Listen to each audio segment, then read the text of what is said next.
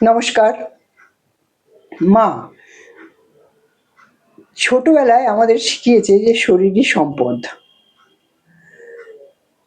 আর আমাদের শরীরে কিভাবে যত্ন নিতে হবে, কিভাবে আমাদেরকে রক্ষা করে রাখবে। মার এটা একটা যেদিন সন্তান জন্মায় সেদিন থেকে মায়ের একটা বিশাল দায়িত্বের মধ্যে চলে আসে যে তাকে প্রত্যেকটা সময় বটবৃক্ষের মতো প্রত্যেকটা দিন সুন্দর করে ছায়া দিয়ে তাকে বড় করতে হবে। কেন তার কচি ছোট্ট চারা, সেই চারাটাকে বড় করে সে ফুলে ফলে পরিণত যাতে হয় সেই দিকে তাকে নিয়ে যাওয়ার একটা প্রচেষ্টা মার থাকে।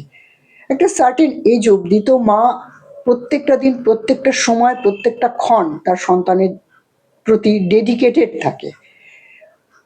অনেক সময় কি হয় যে আমরা সন্তানরা মায়েদের সেই ডেডিকেশনটাকে আদিক্ষেতা বা অতিরিক্ত শাসন বা অতিরিক্ত আহ, আমাদেরকে স্বাধীনতায় হস্তক্ষেপ করা এরকম বিভিন্ন রকম আখ্যা দিই। কিন্তু দিনের শেষে মা তো মা, ওইসব মা পাত্তা দেয় না, পরোয়া করে না। মা ঠিক কি খেলে ভালো হবে, কি পড়াশুনো করলে ভালো হবে, কোন মানুষের সাথে চলাফেরা করলে মানবিক উন্নতি হবে, কোন মানুষের সাথে চলাফেরা করার সময় তার সন্তানের কোনো অবনতি হচ্ছে, প্রত্যেকটা জিনিস ইচ অ্যান্ড এভরিথিং মা খেয়াল রাখে।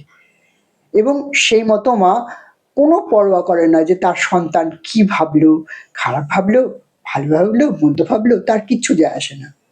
সে ঠিক তার কার্যটি করে যায়। শরীর খারাপ হলে সারা রাত জেগে থাকা, মন খারাপ হলে মাথায় হাত বুলিয়ে দেওয়া, আমি তো আছি তোমার সাথে, তোমার চিন্তা কিসের বাবু।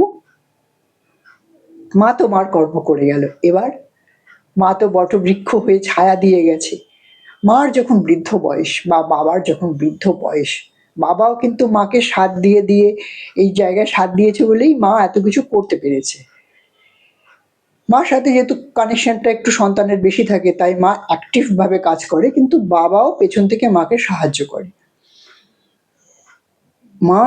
বাবা যখন বৃদ্ধ হয় তখন সন্তানের কি দায়িত্ব, ঠিক দায়িত্বটা উল্টে হয়ে যায়। যে বটবৃক্ষ ছায়া দিচ্ছিল সন্তানকে, সে এখন বড় হয়েছে, তার অনেক ডালপালা শাখা প্রশাখা হয়েছে।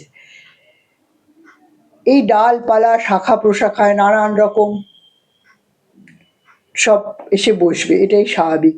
সেই সন্তানের কি দায়িত্ব তখন, সে তখন ছায়া হয়ে মাকে বা বাবাকে সেই ছায়া দেয়া।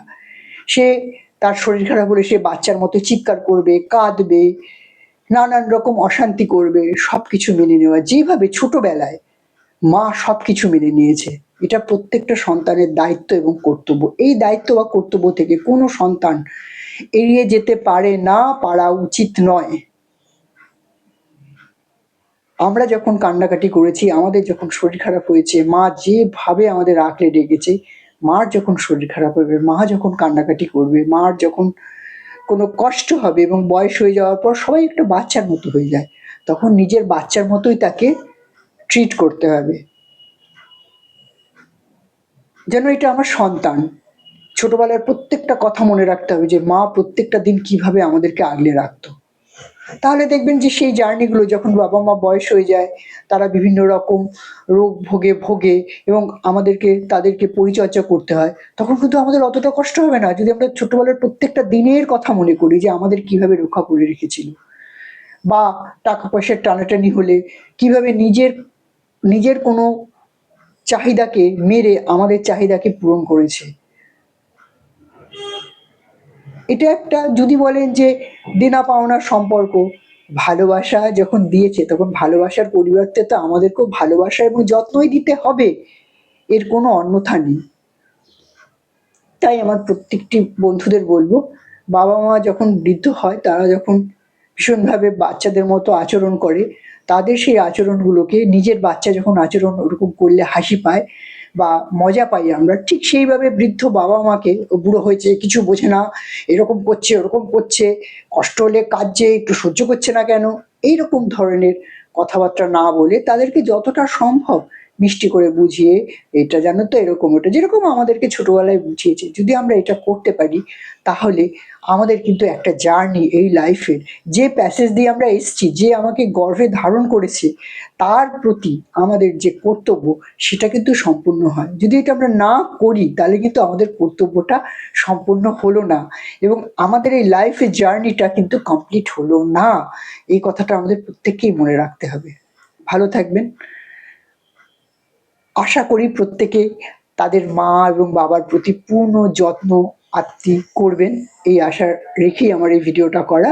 আবার আসবো অন্য একটা ভিডিও নিয়ে। ভালো থাকবেন, আজ এখানেই শেষ করছি।